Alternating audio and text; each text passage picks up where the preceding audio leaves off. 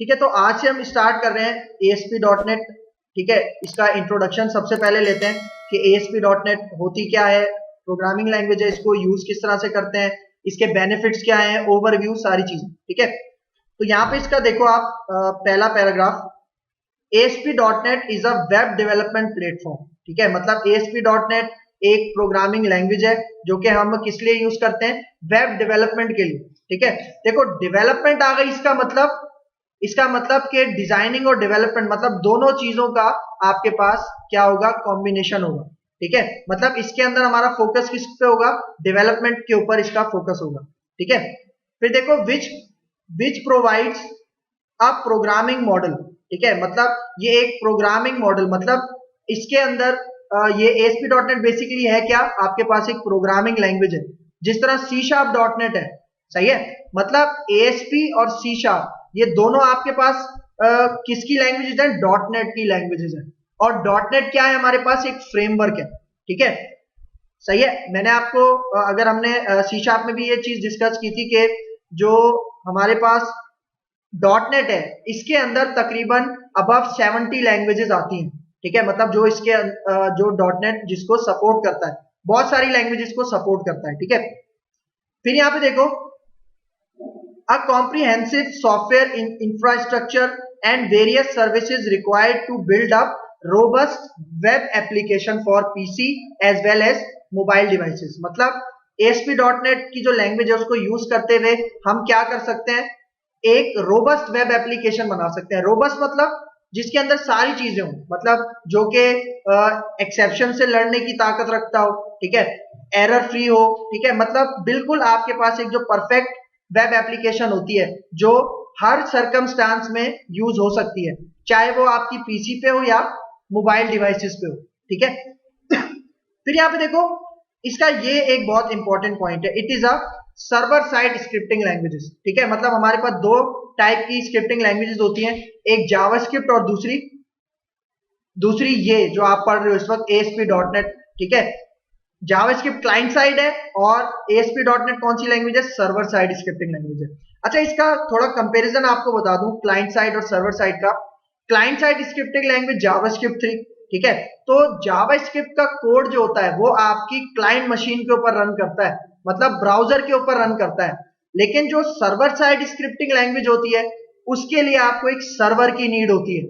ठीक है, जिस तरह अगर इससे पहले आपको अगर PHP का कॉन्सेप्ट है तो PHP के साथ, PHP भी आपके पास सर्वर साइड स्क्रिप्टिंग लैंग्वेज है, तो PHP के साथ हम यूज करते हैं वैम्प सर्वर भी यूज करते हैं, ज़ैम्प सर्वर वगैरह भी यूज करते हैं। तो ये जो सर्वर होता है ये एक डमी सर्वर होता है जो आप अपनी मशीन पे क्या करते हो, इंस्टॉल करते हो। ठीक है, तो ASP.NET के साथ भी एक सर्वर आता है। ठीक है, तो उस सर्वर का नाम क्या है, हमारे पास IIS। ठीक है, जिसकी फुल फॉर्म क्या है, इंटरनेट इंफॉर्मेशन सर्विसेज। ठीक है, ये हमारे पास विजुअल स्टूडियो के अंदर एक फ्री कंपोनेंट होता है, जब आप विजुअल स्टूडियो इंस्टॉल करते हो तो उसके साथ ये इसकी बिल्ट इन सपोर्ट होती है। ठीक है, अच्छा अब देखो सर्वर साइड स्क्रिप्टिंग लैंग्वेज मतलब वेबसाइट क्रिएट करने के लिए सर्वर साइड स्क्रिप्टिंग लैंग्वेज की जरूरत पड़ती क्यों है। सही है, अक्सर स्टूडेंट्स इस चीज में कंफ्यूज होते हैं। ठीक है, तो इसको जरा आप समझना। भाई देखो, हम जब वेबसाइट क्रिएट करते हैं, सही है, हमने एक पूरी वेबसाइट क्रिएट की, अब उसे हमें पब्लिश करना है, तो हम पब्लिश कहां पे करते हैं, इंटरनेट पे करते हैं। सही है, तो इंटरनेट पे क्या होते हैं, सर्वर्स होते हैं, जिनमें से हम किसी स्पेसिफिक सर्वर के ऊपर क्या करते हैं, अपनी वेबसाइट अपलोड करते हैं, पब्लिश करते हैं। ठीक है, जिसमें डोमेन होता है, वेब होस्टिंग वगैरह होती है, ये सारी चीजें। तो हमें जो अपना कोड, अपनी जो वेब एप्लीकेशन है, वेबसाइट है, वो सर्वर पे चलानी होती है। लेकिन इंटरनेट के सर्वर पे भेजने से पहले जब हम डेवलपमेंट का काम कर रहे होते हैं, वेबसाइट डेवलपमेंट का काम कर रहे होते हैं, तो उसके लिए हमें एक डमी सर्वर की जरूरत पड़ती है जो हमारी मशीन पे इंस्टॉल होता है। सही है, तो ASP.NET के साथ कौन सा सर्वर आता है, IIS, इंटरनेट इंफॉर्मेशन सर्विसेज। ये उसी तरह है जिस तरह PHP के साथ वैम्प सर्वर आता है, ज़ैम्प सर्वर आता है। ठीक है, वो ये क्या है, सारे डमी सर्वर है, क्योंकि जब आप डेवलप कर रहे होते हो तब आपको अपने कोड को रन करके चेक करना पड़ता है ना कि वो सर्वर पे किस तरह से चलेगा। तो जो इंटरनेट का सर्वर हैंडल कर सकता है चीजें, वही आपका ये IIS सर्वर हैंडल कर सकता है, जो कि किसमें मिलता है हमें, ASP.NET के अंदर मिलता है। सही है। उसी तरह जिस तरह PHP का वैम्प सर्वर है, जैम सर्वर है, जो कि इंटरनेट के सर्वर की जितनी भी कैपेबिलिटीज होती है वो आपके कंप्यूटर पे क्लाइंट मशीन के ऊपर उसको मैनेज करता है। ठीक है, ये इसका कॉन्सेप्ट है। ठीक है, मतलब इसलिए हम सर्वर साइड स्क्रिप्टिंग लैंग्वेज को यूज करते हैं। ठीक है, तो यहां पे देखो इट इज ब्राउजर इंडिपेंडेंट, मतलब जो आपकी सर्वर साइड ये जो स्क्रिप्टिंग लैंग्वेज होती है ये ASP.NET ब्राउजर इंडिपेंडेंट है। ब्राउजर इंडिपेंडेंट मतलब कि जो आप इसका कोड देखते हो, जो आप इसका आउटपुट देखते हो, वो किसी भी ब्राउजर के ऊपर देख सकते हो, मतलब किसी एक ब्राउजर के ऊपर स्पेसिफिक नहीं है। ठीक है, फिर यहां पे आओ क्लाइंट सर्वर मॉडल। ठीक है, ये मॉडल थोड़ा समझने वाला है। मतलब जब आपकी वेबसाइट, मैंने क्या बताया, वेबसाइट कहां होती है, इंटरनेट के किसी ना किसी सर्वर पे मौजूद होती है। ठीक है, लेकिन उससे पहले डेवलप करने के लिए आप ASP.NET के साथ कौन सा सर्वर यूज करते हो, IIS। ठीक है, लेकिन जब आपकी वेबसाइट पब्लिश हो जाती है इंटरनेट के सर्वर के ऊपर, तो उसे एक्सेस करने के लिए इंटरनेट की जरूरत होती है।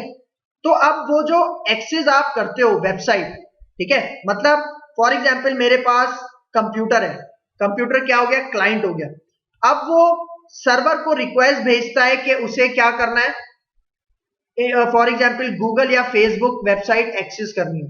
तो सर्वर के पास जितनी भी इंफॉर्मेशन होती है उस वेबसाइट की, उसका HTML कोड, मतलब जितना भी कोड होता है उसको क्या करता है, कन्वर्ट करता है और किसके पास भेज देता है, क्लाइंट के पास भेज देता है, क्लाइंट की मशीन के पास भेज देता है।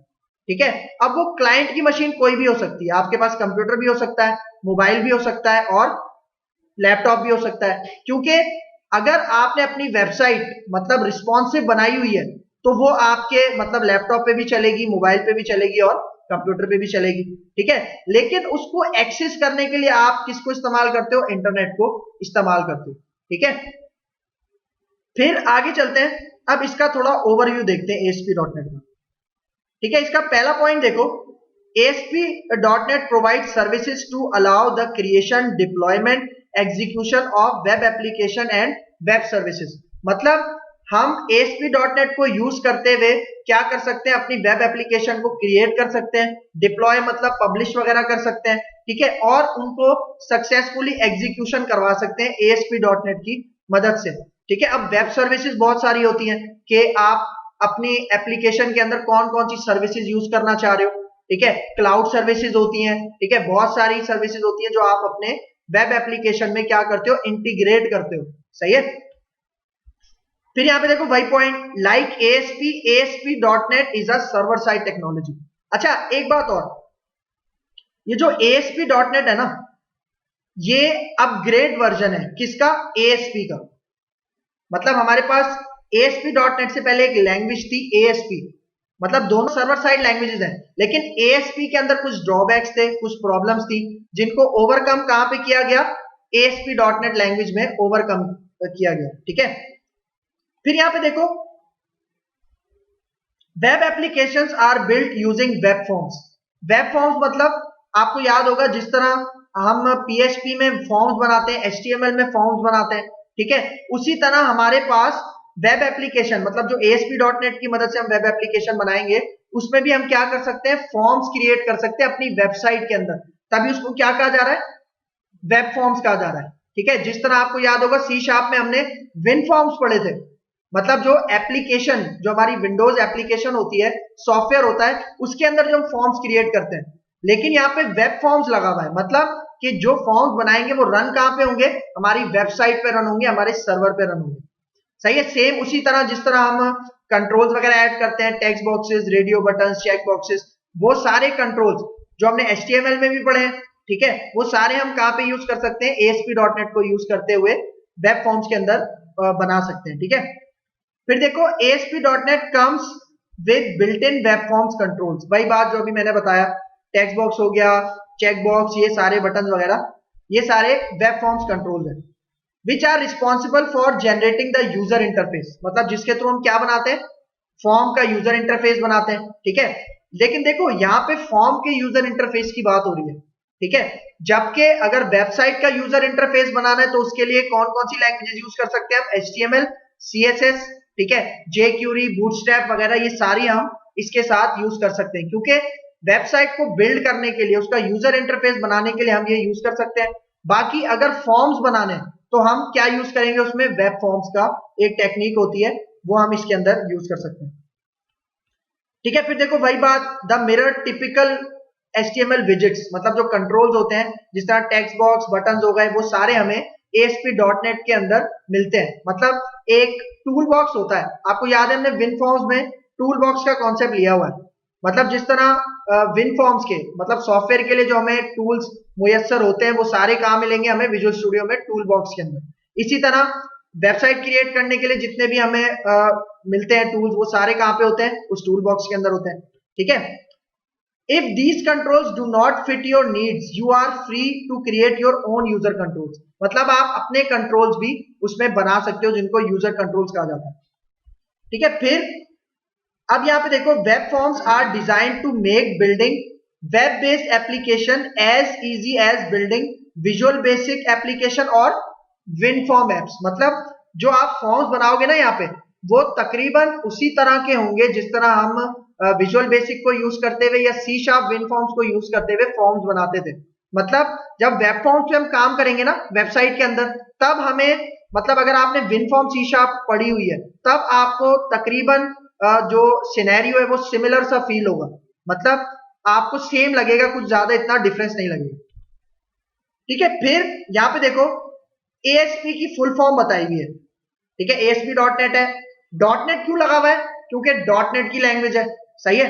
मतलब .NET के साथ लिंक करके ही हम इसको चला सकते हैं, अदरवाइज नहीं चला सकते। जिस तरह C#, मैंने आपको क्या बताया, .NET के अंदर अबव 70 लैंग्वेजेस .NET सपोर्ट करता है। मतलब जिनकी लाइब्रेरीज ASP.NET भी यूज करेगी, C# भी यूज करेगी, ठीक है। फिर यहाँ पे देखो इसका नाम, मतलब देखो माइक्रोसॉफ्ट लगा हुआ है, इससे क्या हमें पता चलता है कि ASP.NET किसका प्रोडक्ट है? माइक्रोसॉफ्ट का प्रोडक्ट है। और इसकी full form active server pages, ठीक है। मतलब ASP की फुल फॉर्म क्या है? Active server pages. अब देखो एक्टिव सर्वर पेजेस से मुराद क्या है? भाई देखो, आप सब हम फेसबुक यूज करते हैं, ठीक है। अब फेसबुक में आपने एक चीज नोट की होगी, आपके पास जो न्यूज फीड आती है, आपके पास जो मैसेजेस आते हैं, नोटिफिकेशंस आते हैं, ये आपको रीलोड करना पड़ता है फिर आते हैं? नहीं। मतलब आपका पेज रीलोड हुए बगैर आपके कंटेंट को क्या कर रहा है? वो अपडेट कर रहा है। मैसेज कोई सेंड कर रहा है तो आपका पेज ब्राउजर का वो रीलोड नहीं होता, रिफ्रेश नहीं होता, और आपके पास सारा जो अपडेशन होती है वो परफॉर्म हो रही होती है। ये होते हैं एक्टिव सर्वर पेजेस, सही है। मतलब फेसबुक के अंदर जो भी कंटेंट है वो आपके पास, मतलब काफी ऐसी भी वेबसाइट्स हैं जो ASP.NET के ऊपर बनी हुई है, सही है, ठीक है। अभी एक्सटेंशन के ऊपर भी बात करेंगे कि ASP.NET की एक्सटेंशन क्या होती है, सारी चीजें, ठीक है। तो यहाँ पे क्या कह रहा है, जो ASP.NET है वो टेक्नोलॉजी किसकी है? माइक्रोसॉफ्ट की है, और जो कि सर्वर साइड स्क्रिप्टिंग लैंग्वेज है, ठीक है। ASP is a technology that Microsoft created to ease the development of interactive web application। अब देखो एक वर्ड यूज हुआ है, इंटरएक्टिव।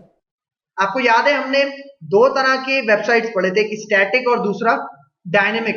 अब इंटरएक्टिव का मतलब डायनेमिक, इंटरएक्टिव का मतलब ऐसी वेबसाइट्स जिसके अंदर आपके पास कंटेंट डायनेमिक हो। डायनेमिक कंटेंट का मतलब जो अपडेट होता रहे, सही है, और जिसके अंदर फॉर्म्स हो, जिसके साथ यूजर इंटरैक्ट कर सके, ठीक है। ये सारी चीजें आती है डायनेमिक वेबसाइट के अंदर, ठीक है। तभी यहाँ पे कह रहा है कि ASP.NET की मदद से हम कौन सी वेबसाइट बना सकते हैं, कौन सी एप्लीकेशन बना सकते हैं?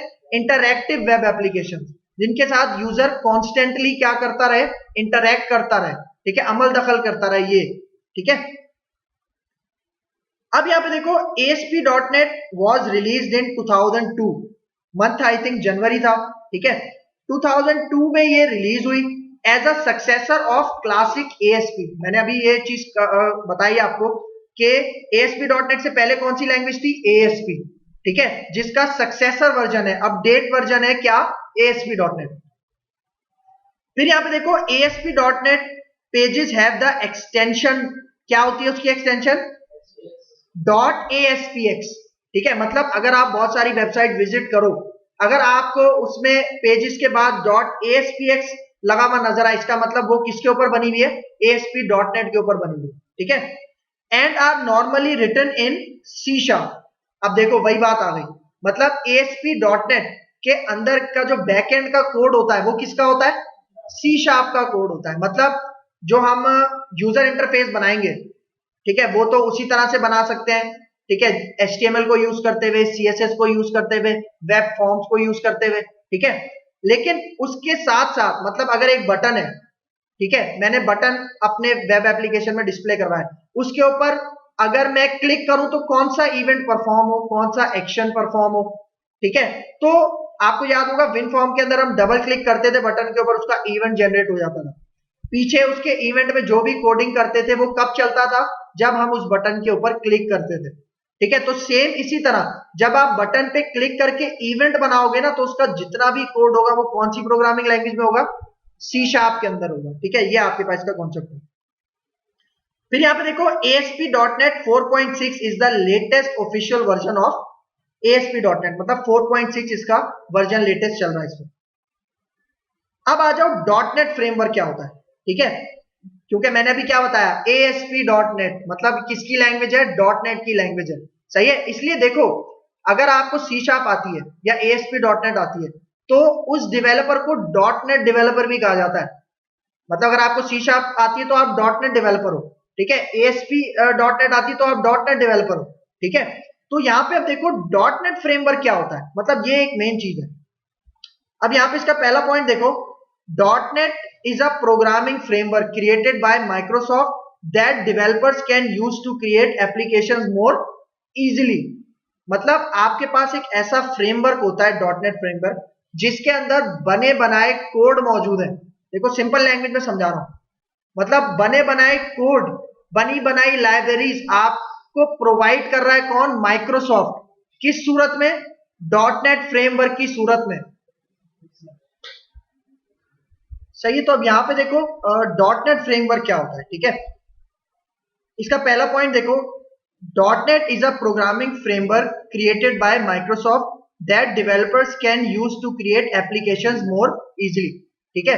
मतलब हमारे पास ये जो .NET फ्रेमवर्क है, ठीक है, ये किसने बनाया, माइक्रोसॉफ्ट ने बनाया, ठीक है। तो इसका फायदा क्या है भाई, देखो यहां पे कह रहा है कि इस फ्रेमवर्क को यूज करते हुए डेवलपर्स को आसानी होती है वेब एप्लीकेशंस या सॉफ्टवेयर एप्लीकेशंस को क्रिएट करने में। अब आसानी से क्या मुराद है, मतलब क्यों इजी, यहाँ पे एक वर्ड यूज किया है इन्होंने, मोर इजीली, ठीक है। तो इजीली किस तरह से भाई, देखो अगर फॉर एग्जांपल मुझे अपनी वेबसाइट के अंदर कोई डेटा डिस्प्ले करवाना है, ठीक है, मतलब डेटा डिस्प्ले करवाना है या यूजर से कोई चीज इनपुट लेनी है, ठीक है, जिस तरह हम सॉफ्टवेयर में भी करते हैं और वेब एप्लीकेशन में भी करते हैं, ठीक है। तो अब इसके जो फॉर एग्जांपल फंक्शंस होते हैं, कोड्स होते हैं, वो मुझे खुद से बनाने की जरूरत नहीं है। मैं सिर्फ क्या करूंगा, .NET फ्रेमवर्क से वो जितनी भी लाइब्रेरीज .NET फ्रेमवर्क के अंदर पहले से बनी हुई हैं, मौजूद हैं, उनको मैं क्या करूंगा, अपनी एप्लीकेशन के अंदर यूज करूंगा। जिस तरह मैंने आपको बताया कि लाइब्रेरीज होती हैं .NET फ्रेमवर्क में, उन लाइब्रेरीज में क्लासेस होती हैं, ठीक है, उन क्लासेस में आपके पास मेथड्स होते हैं, फंक्शंस होते हैं, और वो सारी चीजें हम कहां पे यूज करते हैं, अपनी एप्लीकेशन के अंदर यूज करते हैं।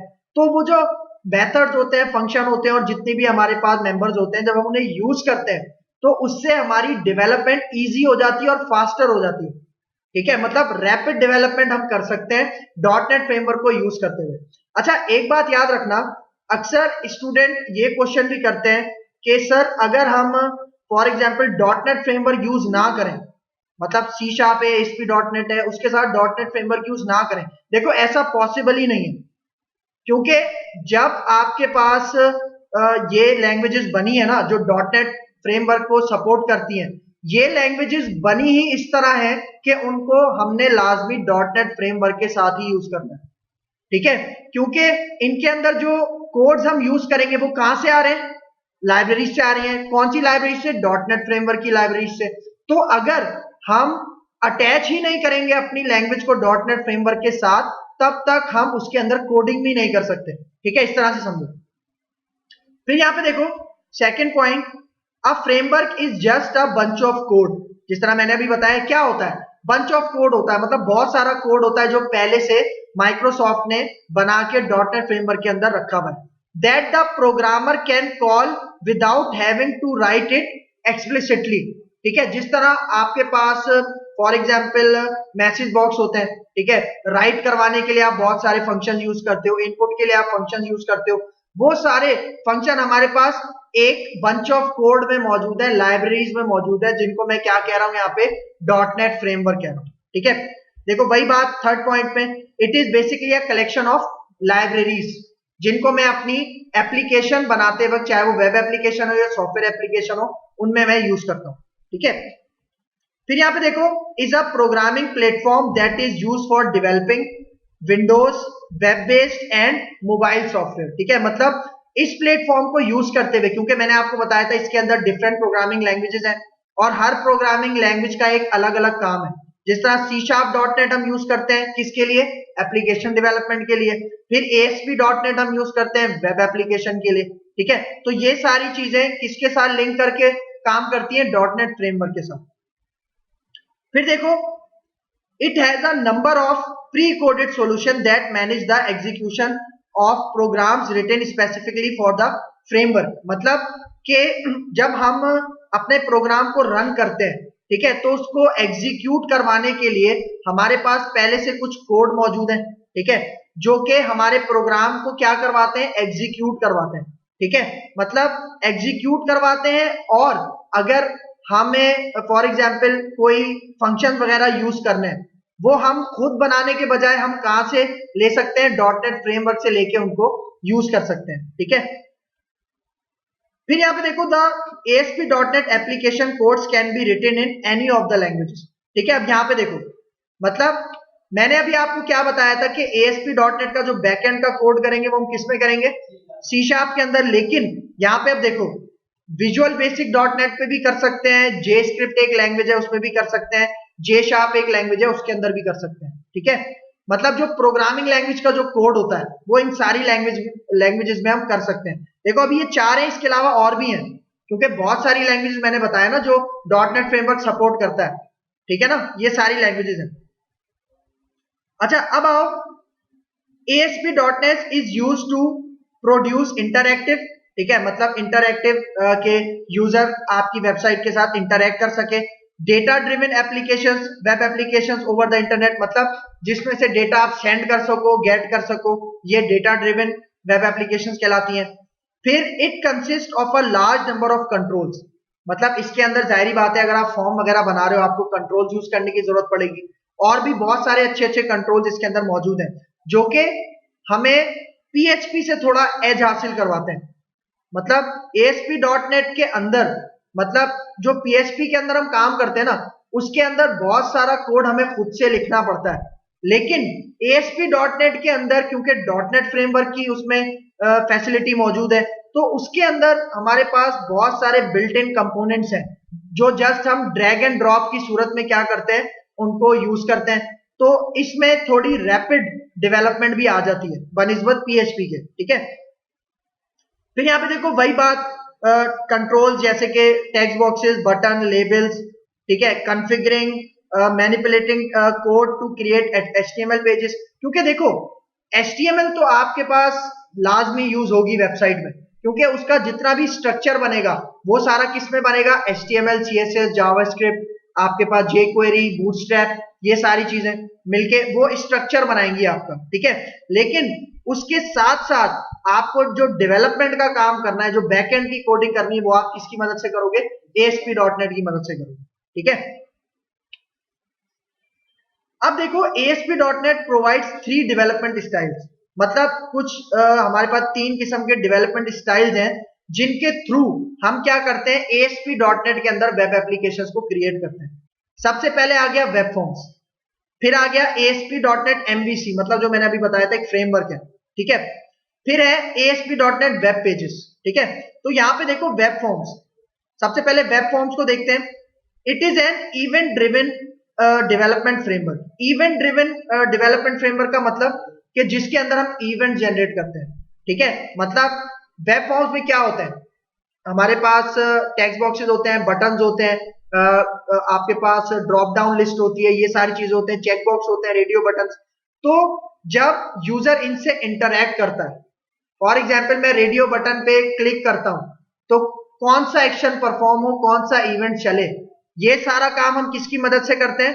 वेब फॉर्म्स की मदद से करते हैं। मतलब अगर हमारा डेटा, मतलब हम चाह रहे हैं फॉर्म का डेटा हमारा डेटाबेस में सेंड हो जाए, तो ये भी किसकी मदद से करेंगे? वेब फॉर्म्स की मदद से करेंगे। हमारा डेटा जो हम फॉर एग्जाम्पल फॉर्म में यूजर से ले रहे हैं, वो सर्वर से होता हुआ हमारे डेटाबेस में चला जाए या सर्वर पे सेंड हो जाए, तो ये वाला सारा काम हम किस में करते हैं? वेब फॉर्म्स में करते हैं। ठीक है, फिर देखो ASP.NET MVC। अच्छा, इसमें फ्रेमवर्क की बात हो रही है। ठीक है, तो इसका मैं थोड़ा सा ओवरव्यू आपको देता जाता हूं, क्योंकि आगे हम इसको आगे अच्छे से पढ़ेंगे। सही है। MVC stands for model view controller. ठीक है, अब देखो व्यू में जितना भी डिजाइनिंग का काम होता है हम वो करते हैं। मतलब MVC में जितना भी डिजाइनिंग का काम करना है ना, HTML CSS, वो मैं कहां पे करता हूं? व्यू में करता हूं। मॉडल में जितना भी डेटाबेस का काम है वो मैं कहां पे करता हूं? मॉडल में करता हूं। और कंट्रोलर मतलब जितनी भी मैं प्रोग्रामिंग लैंग्वेज का काम करूंगा ना, जिस तरह C# वगैरह का काम करूंगा, वो मैं किस में करूंगा? कंट्रोलर। मतलब इस फ्रेमवर्क का सबसे जबरदस्त बेनिफिट क्या है कि आपका डिजाइनिंग का कोड अलग होता है। ठीक है, डेटाबेस वगैरह के लिए जो आप कोडिंग करते हो वो अलग होती है, और C# प्रोग्रामिंग लैंग्वेज का कोड आपके पास क्या होता है? अलग होता है। मतलब इस पैटर्न को, इस फ्रेमवर्क को फॉलो करते हुए आप क्या करते हो? अपनी वेबसाइट की डेवलपमेंट करते हो। ठीक है, फिर आ जाते हैं ASP.NET वेब पेजेस। ठीक है, एक और तीसरी टेक्निक है ASP.NET वेब पेजेस। अब यहाँ पे देखो, it is use to create dynamic web pages. ठीक है, मतलब वेब पेजेस के अंदर भी आप वेब फॉर्म्स को इंक्लूड करवा सकते हो। ठीक है, तो यहाँ पे कह रहा है it is use to create dynamic web pages. It provide fast and light weight way to combine server code with HTML। ठीक है, क्योंकि जब आपका कोड, क्योंकि मैंने क्या बताया ASP.NET सर्वर साइड लैंग्वेज है, तो ये एग्जीक्यूट कहां पे होगी? आपके सर्वर पे होगी। और इसको एग्जीक्यूट करवाएगा कौन? हमारा जो सर्वर है। कौन सा सर्वर हमने अभी पढ़ा था इसमें? IIS। ठीक है, वो सर्वर है जो आपके HTML के, मतलब जो जितना भी कोड होता है ASP.NET का, उसे आपके सर्वर के ऊपर एग्जीक्यूट करवाता है। ठीक है, ये इसका पॉइंट है। सही है। तो फिर यहाँ पे देखो, it helps to add video link to social sites. ठीक है, मतलब जितना भी लिंकिंग का काम होता है, वीडियोस वगैरह ऐड करनी हो। It also provides other features like you can create beautiful sites that conform to the latest web standards. मतलब इनको यूज करते हुए आप क्या कर सकते हो? बहुत सारी ब्यूटीफुल वेबसाइट्स, अच्छी वेबसाइट दिखने में, वो आप इसके थ्रू क्या कर सकते हो? क्रिएट कर सकते हो। फिर it uses razor syntax to insert dynamic content in the page. अब देखो, रेजर सिंटैक्स एक बड़ी यूनिक चीज है, जो कि आपके लिए बिल्कुल एक नई चीज है। अब रेजर सिंटैक्स होता क्या है? देखो, अगर मुझे अपनी वेब एप्लीकेशन में, मतलब वेब एप्लीकेशन में जो हम डेटा डिस्प्ले करवाते हैं, जो डेटा आउटपुट में डिस्प्ले करवाते हैं, वो HTML CSS के थ्रू करवाते हैं। अब HTML CSS के कोड के दरमियान अगर हमें कोई डायनेमिक कंटेंट डिस्प्ले करवाना हो, जो फॉर एग्जांपल अपडेट हो रहा हो, ठीक है, जिस तरह फॉर एग्जांपल मैं चाह रहा हूं मेरे वेबसाइट के दरमियान में स्टूडेंट के नेम्स आए और उसमें लूप चले, फॉर लूप का इस्तेमाल हो, तो वो फॉर लूप C# की लैंग्वेज में हम लिखेंगे, लेकिन वो लिखेंगे किसके अंदर? रेजर सिंटैक्स के अंदर लिखेंगे। ठीक है, मतलब अगर मैं डेटाबेस से डेटा गेट कर रहा हूं और अपनी वेबसाइट में डिस्प्ले करवा रहा हूं, ठीक है, मतलब डेटाबेस से डेटा गेट करके मैं अपनी वेबसाइट में डिस्प्ले करवाना चाह रहा हूं, तो उसके लिए भी मैं कौन सा सिंटैक्स यूज करूंगा? Razor syntax. एक टेक्निक है जो कि हम डायनेमिक कंटेंट को इंसर्ट, डायनेमिक कंटेंट का मतलब अगर डेटाबेस में डेटा चेंज होगा तो जाहिर बात है हमारी वेबसाइट में भी चेंज होगा। ठीक है, तो डायनेमिक कंटेंट को ऐड करवाने के लिए मैं क्या यूज करता हूं? रेजर सिंटैक्स, जो कि मैं यूज करूंगा ASP.NET वेब पेजेस के अंदर। ठीक है, फिर यहां पे देखो वही बात, रेजर सिंटैक्स यूजेस C# और VB as a programming language. मतलब देखो, आप HTML CSS का कोड लिख रहे हो, उसके बीच में आपने एक सिंटैक्स ओपन किया और उसके अंदर आप C# का कोड भी रख सकते हो और VB का कोड, विजुअल बेसिक का कोड भी आप रख सकते हो। ठीक है, ये होता है रेजर सिंटैक्स। फिर यहां पे देखो, all these are stable and well equipped frameworks. मतलब ये तीनों जो मैंने आपको बताए हैं, देखो इन तीनों को यूज करते हुए मतलब हम क्या कर सकते हैं, डायनेमिक वेबसाइट, इंटरैक्टिव वेबसाइट क्या कर सकते हैं, क्रिएट कर सकते हैं। ठीक है, ये तीन समझ लो टेक्निक्स हैं। ठीक है, बहुत सारे डेवलपर सिर्फ वेब फॉर्म्स को यूज करते हुए बनाते हैं, बहुत सारे डेवलपर सिर्फ एमवीसी को यूज करते हैं, बहुत सारे डेवलपर सिर्फ वेब पेजेस को यूज करते हुए बनाते हैं। मतलब देखो जब हम विजुअल स्टूडियो में प्रोजेक्ट क्रिएट करेंगे ना, तब हमारे पास ये तीनों चीजें आएंगी कि आपको वेब फॉर्म में बनाना है, वेब पेजेस में बनाना या एमवीसी पे बनाना। ठीक है, ये टेक्निक्स हैं, तो जो टेक्निक्स हम पढ़ते जाएंगे वो हम उसके थ्रू काम करते जाएंगे। ठीक है, फिर कह रहा है we can create web applications with any of them. देख रहे हो, मतलब यहाँ पे जो तीन मैंने आपको टेक्निक्स बताई हैं उनमें से किसी भी एक को यूज करके आप अपनी web application, complete web application बना सकते हो। These are also based on the .NET framework. देखो वही बात, ये तीनों आपके पास किस में आ जाती है, .NET फ्रेमवर्क के अंदर आ जाती है, मतलब टेक्निक्स। लेकिन ये टेक्निक्स हैं किसकी, ASP.NET की टेक्निक्स है। ठीक है, क्लियर है यहां तक? ठीक है, तो ये थोड़ा इंट्रोडक्शन था, तो इसके बाद इसका प्रैक्टिकल वर्क भी स्टार्ट करेंगे। ठीक है।